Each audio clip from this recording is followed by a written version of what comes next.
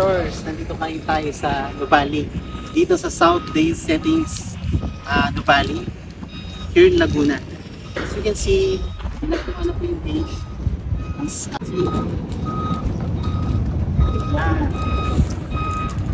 Ongoing land development na po at ginagawa na din yung mga bahay. As you can see here, dalawa po yung model types natin. Basic model with 67 square meters floor area, meaning 130 square meters lot area. And yung Trista naman is 85 square meters floor area and 148 square meters lot area. Hi mga ka-investor! Once again, this is Jason Leo of Avida Land Corp. I will show you our latest project of Avida Land here in Nuvali, which is South Day Settings Nuvali. Actually, we have two model unit, house and net model, which is Trista model and Macy model. Trista model is 85 square meters floor area and minimum of 148 square meters lot area. Check natin.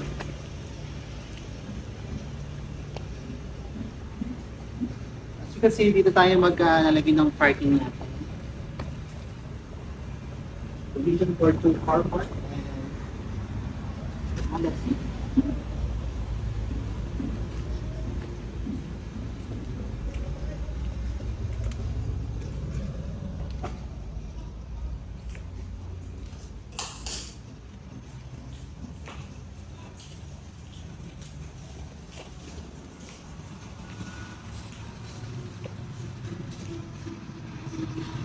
Mga ka-investor, napakaganda ng ano natin, no? Yung layout natin. Actually, we offer, we delivered fully finished. As you can see, ito yung suggested furnish natin if mag-turn over na tayo sa Consulat Material. So, nandito yung table set and living room. Diba? As you can see, maliwanag sa maraming window. Window type para maliwanag natin, malamig yung area. So, you can see din po yung lighting natin. Maganda yung lighting natin and yung mga window natin for the natural lights para pag gumamit na tayo mag-off yung mga lights. And so, you can see ito yung toilet and bath. Yan. Sa turnover kasama na yung mga laboratory, yung ano natin, yung lavabo natin, and yung shower set. Dito naman po yung ano natin. Pwede tayong mag-extend dito sa extended area natin. So, pwede tayong maglagay ng kitchen, pwede tayong maglagay ng garden. Kasi malawak pa yung area natin. Minimum of 148 square meters yung Trista model natin. So, kita mo tayo sa taas para makita natin yung mga bedrooms. Actually, this model type has 3 bedrooms. Tatlo siya.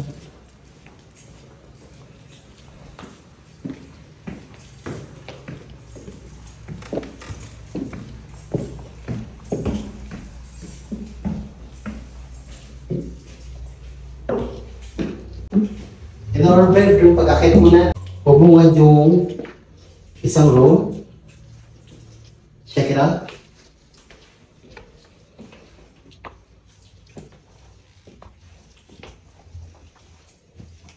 Yan, meron na siyang dalawang window. Ito, para sa mga anak natin, pwede na yung ganitong layout, pwede na yung ganitong laki na room. Pwede specific unit.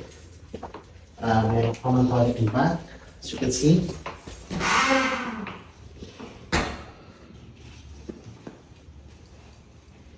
Punta naman tayo sa second room para sa extended family unit natin. Kung meron tayong si Kuya. Yan. Hindi mainip si Kuya. Pwede tayo maglagay ng table dito. Ito yung aircon and may one window type na ano na siya. Ito naman tayo sa 3-bedroom. Which is the master's bedroom. At ano na yung master's bedroom natin?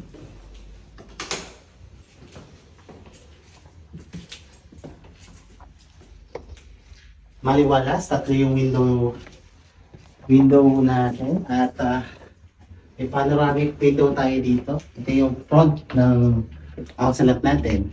So as you can see, maganda yung view natin. Pagising natin umaga, kung ang view natin sunrise or sunset. North and south.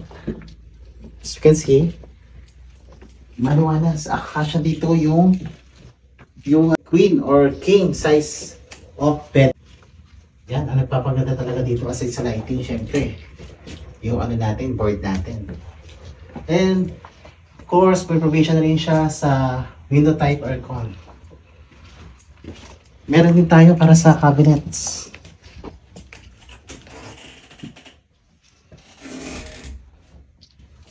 Yan, and ito na yung provision kung meron tayong work from home. So, pwede na tayo maglagay ng table dito para dito na tayo sa. So, kung may mga tanong pa tayo, message lang po ako. Then, tingnan naman natin yung isang model units, which is Macy model. Tara, samahan niyo ako. Mga ka-investor, dito naman tayo sa isang unit, which is Macy model units. 67 square meters floor area and minimum 130 square meters flat area. So, nakikita natin sa Macy model units yung actual turnover. So, which means kung ano yung dadatan mo pa din yung turnover, ganyan yung finishing, and yung mga deliverables na fully finished. Come on, standard po siya.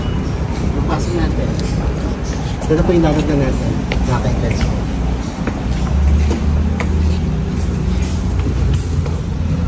Bilig, ano po siya, yung floor area natin, at ito yung window, and of course, yung maganda natin yung lanay. Pwede tayo mag-extend dito sa lanay natin, which is walang kung kasi yung lanay area natin, 130 square meters yung minimum. So pwede tayo mag-extend ng natin, house natin, pwede tayo maglagay ng garden, or so yun, maglagay tayo ng mini swimming pools. So, pasok tayo dyan. So, check natin yung toilet and bath sa baba.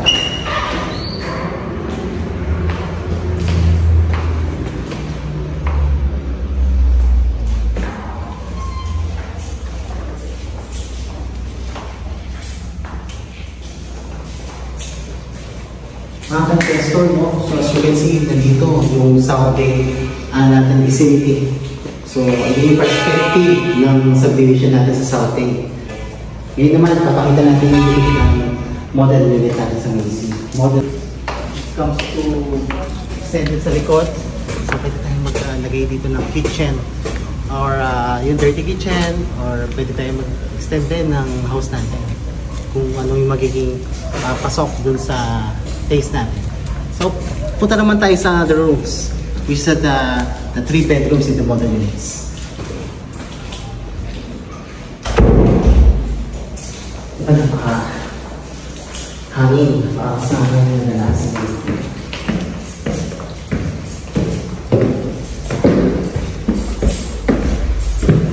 Maganda yung nila. Maganda nila. Natural lights, hindi mo na kailangan mag-lights pag umaga eh. Kasi may mga window na siya, panoramic windows, you can see that. Then paggabi, pwede tayo maglagay ng lights dito. Diba? Yung maglagay ng lights. Nakakaganda talaga siya. So, punta po na tayo sa, unahin natin yung master's bedrooms. So, ito yung turnover ng master's bedrooms natin. Binili na yung floor.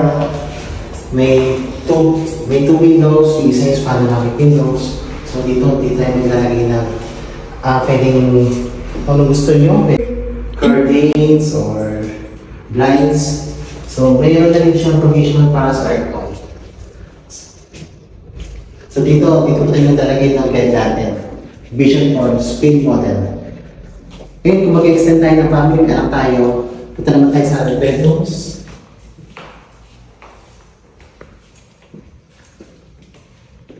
Yan. Sa second room natin, may one window siya and provision na rin sa pinaka aircon.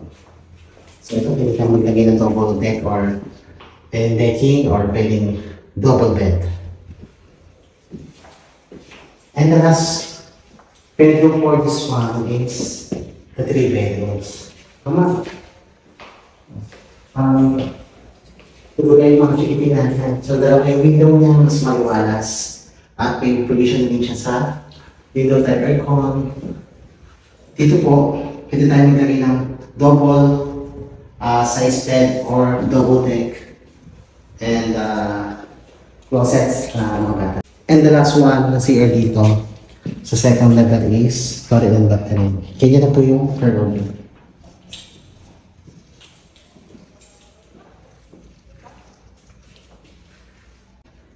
Dito sa South Dale, 3 bedrooms, 2 toilet and bath, minimum of 130 square meters. Yung floor area natin, 67 square meters. So may same model units.